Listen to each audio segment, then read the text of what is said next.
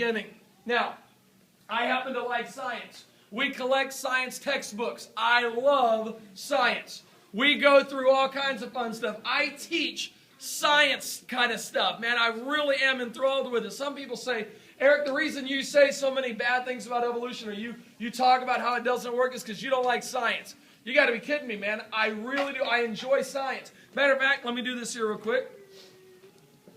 I'm going to teach you guys something about science that you will enjoy. Got some rubber bands here. How many of you have learned this before? How many of you have learned this? How many of you have no idea what I'm about to do? Oh, this is going to be fun. Shooting rubber bands.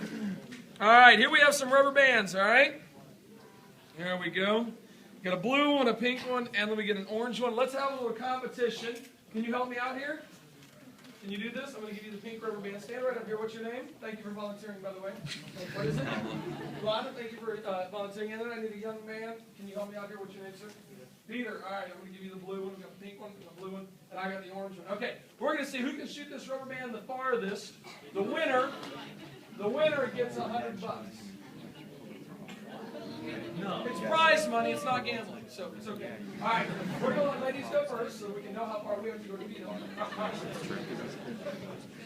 You don't have to aim for anybody in particular. Just kind of aim up and let it land on top of their head. All right, see how far you can go. Oh, and by the way, it's very important when you shoot a rubber band, you need to let go of the end closest to you first. Right now. This first. All right. Yep. Wow, not bad. Right there in the middle, not bad. Give her a hand. Good job. I don't mean to put any pressure on you, but manhood is kind of on the line here, all right? See how far you can go, buddy. No, you're going to change the direction so we can know how far it goes. Oh! Did he beat her? Beat her by a foot! Yeah!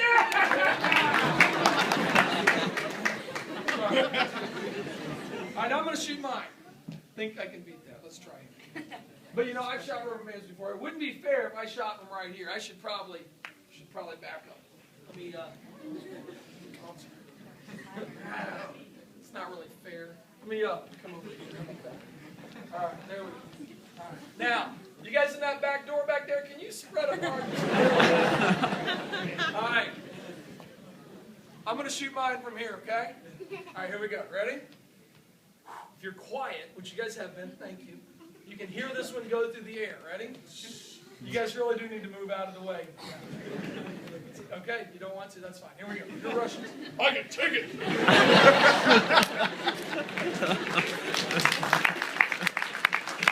All right. Here we go. Ready? Ready?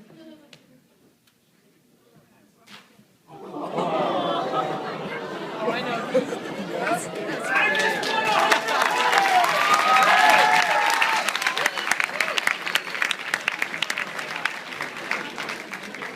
Sorry, guys. You lost. Okay. How many of you are thinking of a question that has 5 words in it? Anybody have a question with 5 words? How did you do that? How did you do that? That's exactly right. All right, you guys want to learn how to do that? Yeah. My microphone doesn't work? Not yet. It's going to a camera. Did they hook it up back there? Yeah, it's working for the camera. It's not even plugged in back there, so I know it ain't working back there. That's the problem. Okay, what was I saying here? Oh yeah, I trust you guys are mature enough to handle this kind of information? Yes. Yeah. Okay? I mean, we're talking maximum stinging sensation with this information, okay? Here we go.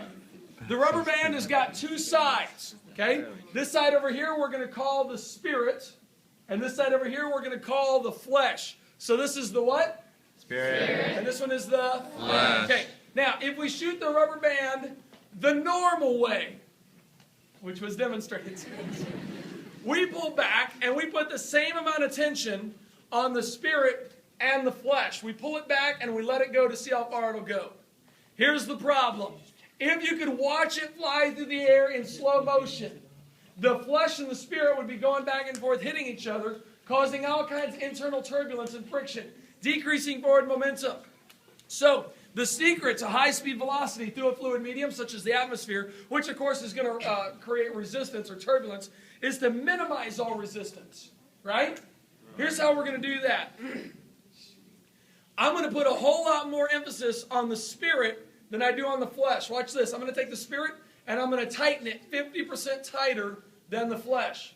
Now I've got a real tight side and a very weak side. The spirit is very strong. The flesh is very weak. Now, as it goes through the air, the spirit leads the flesh in a circle. And it literally goes through the air in a circle, eliminating all the internal friction, increasing forward momentum, and, like I said, stinging sensation. So, works out kind of good. These really can. Our record is about 170 feet with these things, so it really does go good. The exit sign above, we'll go that door. Exit sign above the door. Ready? Oh, it broke up. Hang on a second. Hang on. I know, that was terrible. Here we go. Ready? Oh, man. I got to get. Hang on. That's not good.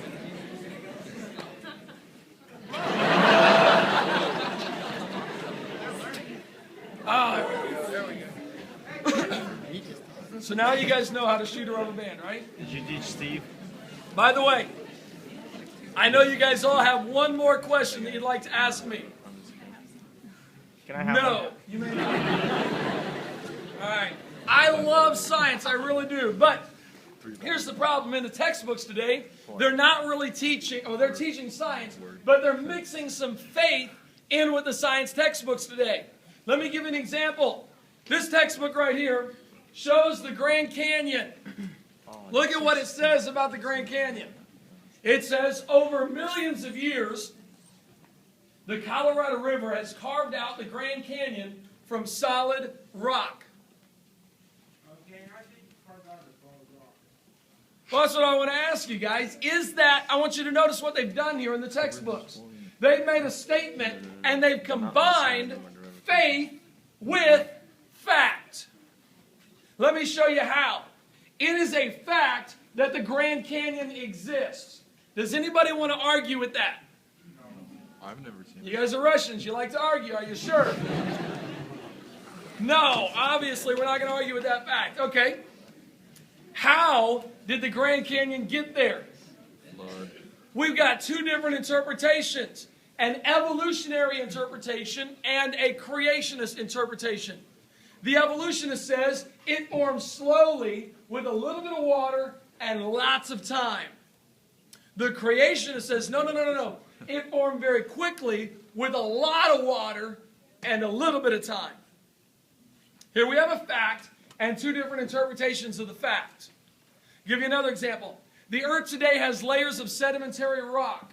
Does anybody want to argue with the fact that there are layers of sedimentary rock on the surface of the earth?